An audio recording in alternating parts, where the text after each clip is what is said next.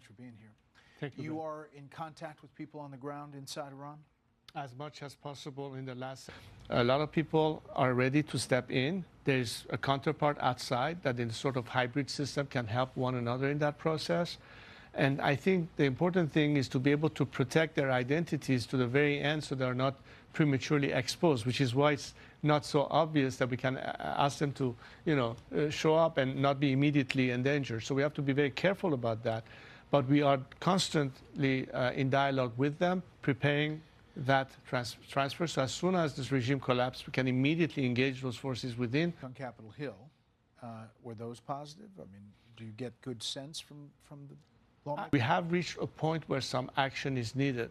Regardless of what the executive branch wants to do, the legislative side has to be in support of anything that can empower a nation, because at the end of the day, it's about empowerment.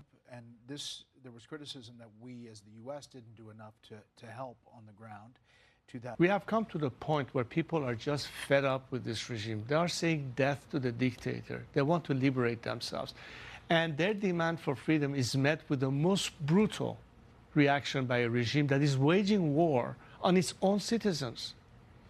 How else can we liberate ourselves when there's such degree of pressure without having, at some point, an element of backing and support from free nations that stand on the right side of history? Do not throw us under the bus by trying to negotiate or appease a regime that for 47 years has brutalized our nation. We hear the president talk, and we'll see what the actions are or are not in coming.